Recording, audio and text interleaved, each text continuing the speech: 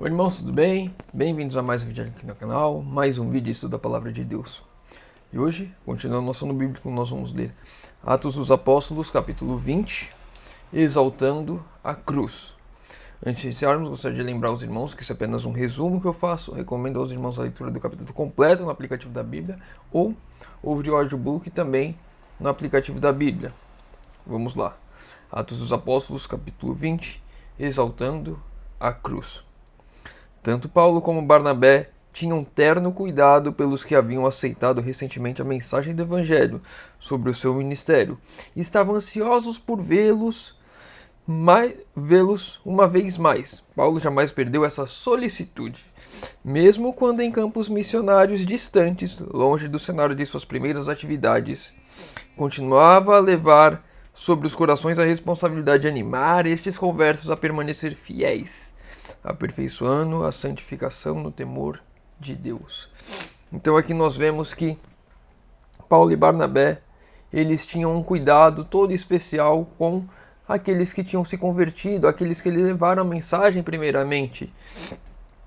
E muitas vezes, pegando essa lição, aplicando nos nossos dias, nós esquecemos daqueles em que tivermos esse primeiro contato. Muitas vezes a igreja está só preocupada com os números, em batizar, em crescer em números, mas esquece desse cuidado contínuo com aqueles recém-convertidos, com aqueles que receberam a mensagem, se eles estão firmes no caminho, se eles estão conseguindo crescer em graça, se eles estão em comunhão com Cristo, ou se foi apenas um momento, se foi aquele apelo e aí houve a entrega, mas sem esse cuidado contínuo. Devemos tomar mais cuidado e buscarmos esse cuidado contínuo com os nossos conversos, principalmente aqueles a quem instruímos, a quem levamos a palavra.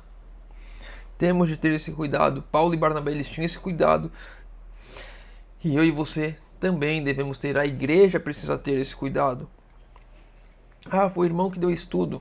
Tudo bem, foi ele que deu estudo, mas se ninguém está acompanhando aquela família, aquelas pessoas, devemos ir lá e ajudar, e instruir e motivar. Devemos estar sempre olhando uns pelos outros. Não seremos salvos sozinhos. Eu não vou para o céu sozinho. Ele estava ansioso por ver como os que haviam aceitado o Evangelho por meio de seus esforços estavam enfrentando o teste das provações. Não ficou desapontado, verificou que os crentes listrianos tinham permanecido firmes em face de violenta oposição. E aqui nós temos dois pontos que a gente precisa refletir bem. Primeiramente, Paulo os preparou para enfrentar as provações, porque ele pregou a mensagem ali e ele teve que partir.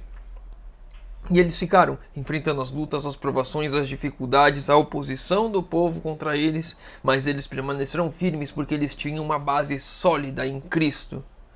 Muitas vezes hoje, quando nós estamos dando um estudo, quando nós estamos batizando alguém na igreja, essa pessoa não tem uma base sólida. No estudo tudo bem, ela está aprendendo ainda, mas durante o batismo ela já precisaria ter uma base sólida para permanecer firme mesmo em meio às provações, mesmo em meio à oposição, mesmo em meio à perseguição. E muitas vezes aqueles que estão se entregando a Cristo não têm essa base sólida. E uma coisa que nós devemos reconhecer em nós mesmos: será que eu tinha essa base? Será que se eu visse algumas coisas que eu vi durante a minha caminhada, será que eu ainda estaria aqui hoje? Se eu não tive essa base sólida, o que eu precisaria ter para ter essa base sólida e assim instruir os novos conversos para que eles tenham essa base sólida que eu não tive por algum motivo e pela misericórdia de Deus persegui firme na caminhada? Eu vejo vários pontos na minha vida que eu poderia ter tido uma base mais sólida. E se eu tivesse enfrentado tais coisas que eu já vi posteriormente, eu teria abandonado a fé. Graças a Deus, pela misericórdia dele, eu não enfrentei aquela oposição, aquele tipo de situação antes. E no momento que eu enfrentei, eu já estava preparado para isso.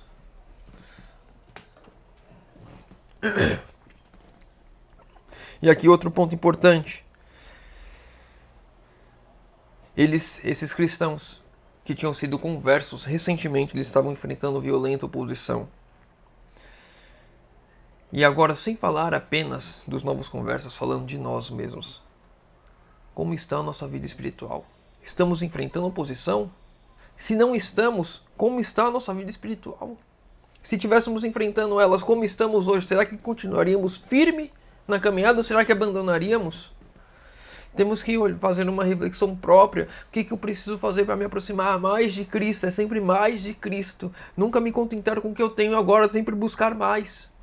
Será que eu estou próximo a Cristo que não iria me esmoecer quando visse as tentações, quando visse as provações, quando viesse as dificuldades? Se viessem elas hoje, será que eu iria permanecer firme? Ou será que eu abandonaria as fileiras? Uma base sólida, como Paulo tinha ensinado a eles permaneceram firmes. Paulo não ficou desapontado com eles, porque eles permaneceram firmes. Será que Deus se desapontaria conosco, vindo as dificuldades? Será que iríamos abandonar? O que temos que fazer para firmarmos, criarmos uma verdadeira fundação em Cristo, para não sermos abalados quando vier as dificuldades?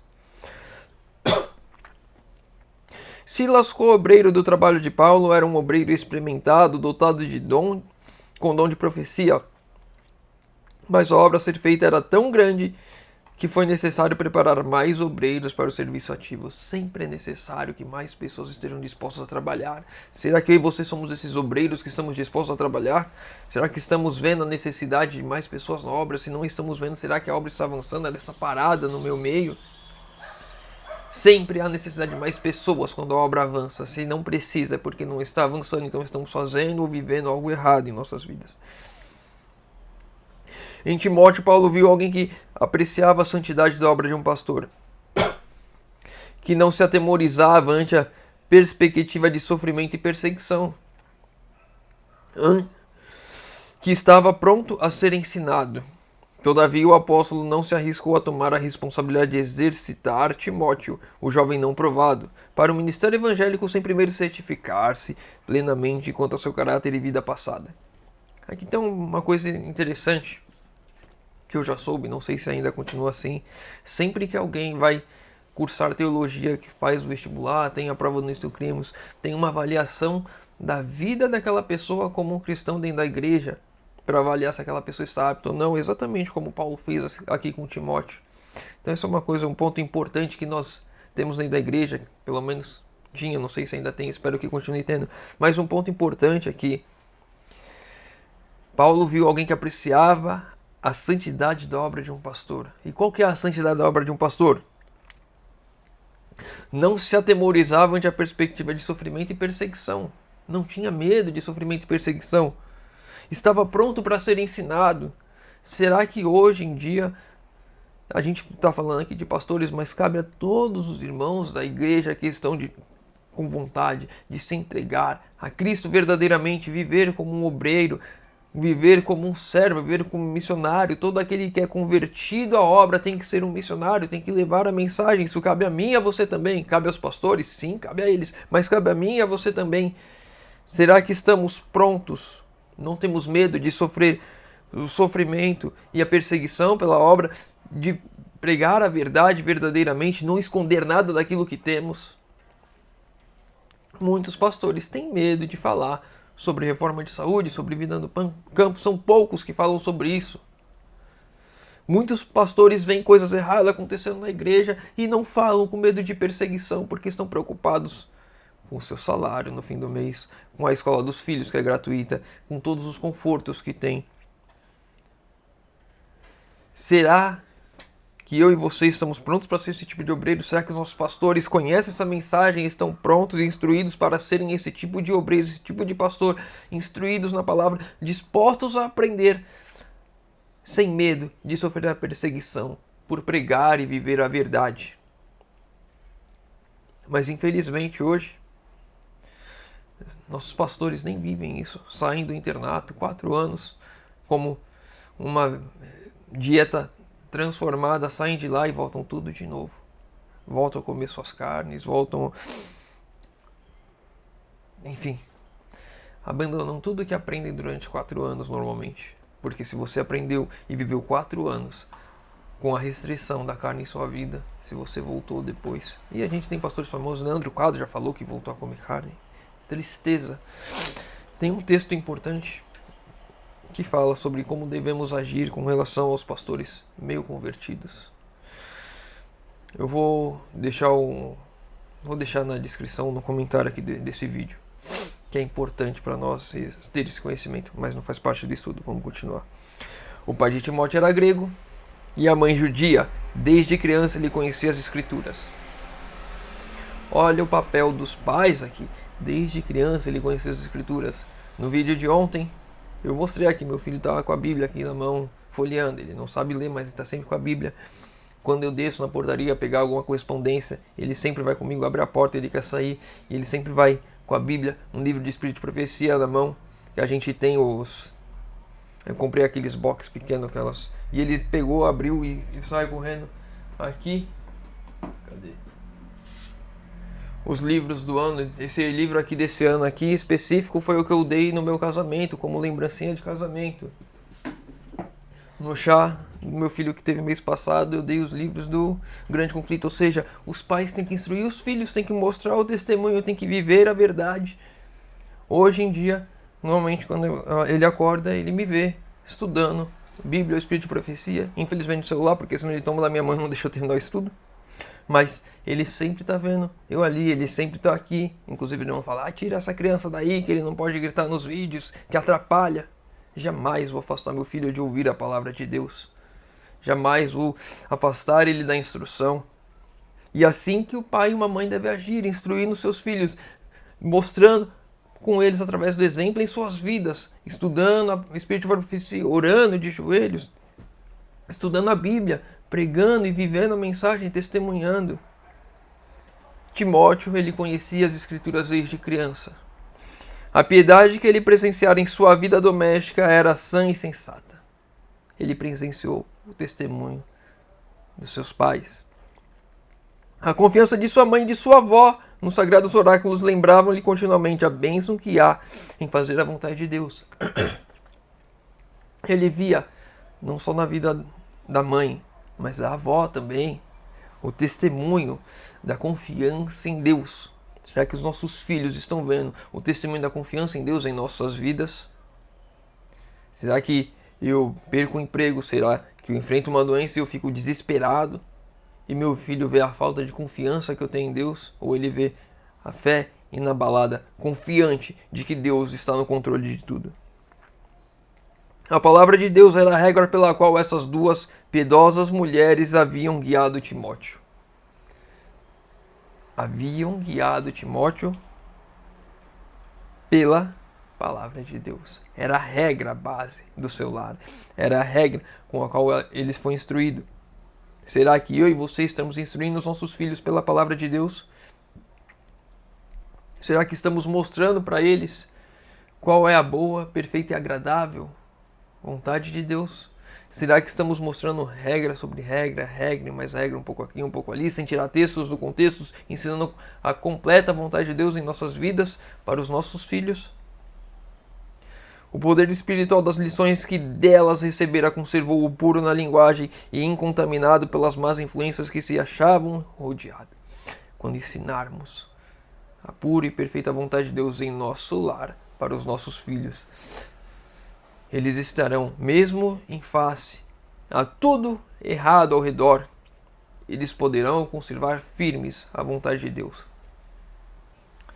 Assim, a instrução recebida através do lar havia cooperado com Deus em prepará-lo para assumir responsabilidades. Timóteo estava pronto para assumir responsabilidades porque ele foi preparado no seu lar, instruído na palavra desde criança. Será que os nossos filhos estão prontos a serem verdadeiros missionários, nascerem no reino de Deus e levar a mensagem, terem essa responsabilidade porque eles foram instruídos na palavra no nosso lar? Ou será que eles não têm responsabilidade para fazer isso, porque eles não veem isso em nossas vidas como os pais? Devemos ser o exemplo para os nossos filhos em tudo. Se queremos que eles sejam fiéis seguidores de Cristo, devemos ser eu e você fiéis seguidores de Cristo. Se queremos que eles tenham comunhão com Cristo, devemos ter comunhão com Cristo. Temos de estar unidos com Cristo. Para que eles estejam unidos com Cristo, temos que orar para que eles orem. Temos que estudar a palavra para que eles estudem. O meu testemunho e a minha vida é aquilo que vai mais impactar o meu filho, a instrução na palavra que eu aplico em minha vida, será que ele vai aplicar na vida dele? Timóteo era um simples jovem quando foi escolhido por Deus para ser um ensinador, mas seus princípios tinham sido tão estabelecidos por sua educação nos primeiros anos que ele estava apto a ocupar seu lugar como auxiliar de Paulo. Educação nos primeiros anos, desde pequeno. Não é depois de velho, não é só depois que entender, é desde os primeiros anos. A nossa conversão a Cristo, a nossa entrega a Cristo tem que ser dada verdadeiramente desde os primeiros anos. Tem que ser dada antes, mas se até agora você retardou e agora você sabe que você vai ter um filho, ou você já tem um filho pequeno, a sua entrega tem que ser completa hoje, para que desde os primeiros momentos da vida dele... Tá brilhando minha boca na câmera. Desde os primeiros momentos da vida dele, ele esteja instruído no caminho de Deus, através do nosso testemunho. Como medida cauteladora, Paulo aconselhou prudentemente a Timóteo a que se circuncidasse. Não que Deus exigisse, a gente viu ontem, Deus não exigia mais a circuncisão. Inclusive, eu não sei se eu falei ontem, mas a carne sacrificada a ídolos, a carne com sangue, não deveria ter sido comida. Foi decidido nesse conselho e a gente... Se você leu o capítulo ontem, se eu não me engano, Atos 15 ou 16, eu não sei, não lembro agora.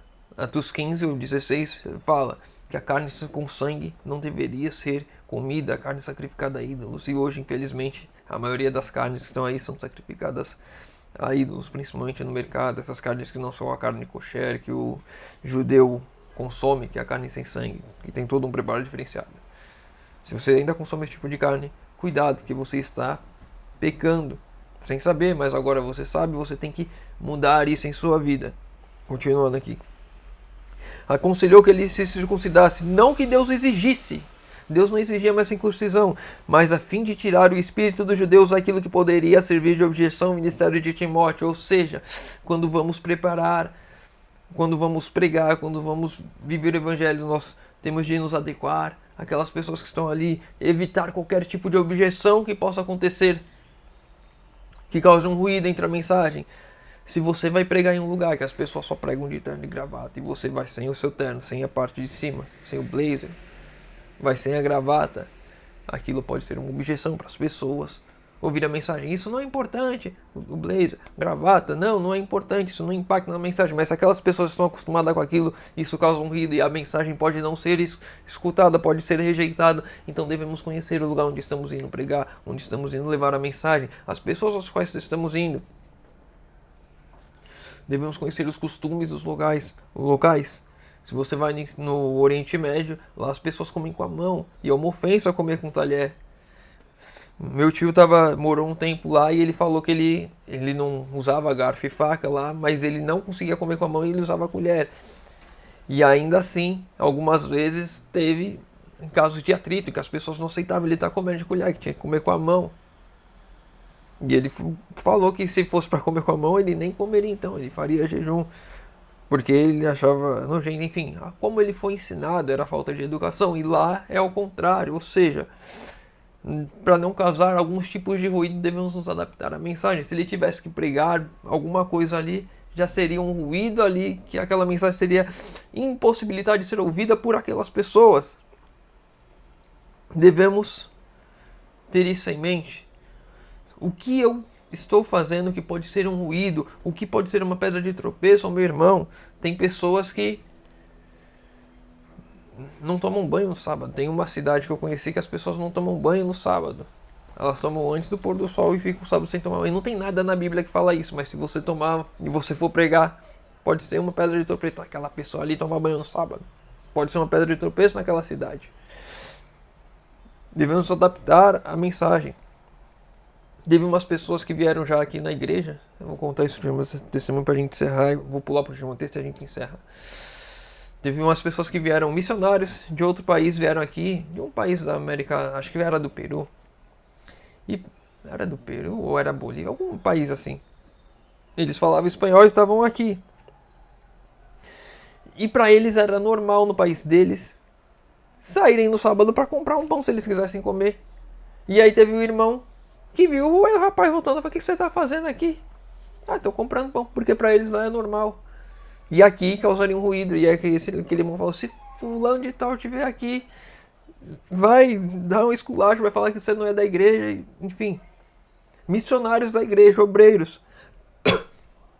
Na minha visão, totalmente errada essa cultura que eles têm nesse país, mas é uma cultura de lá.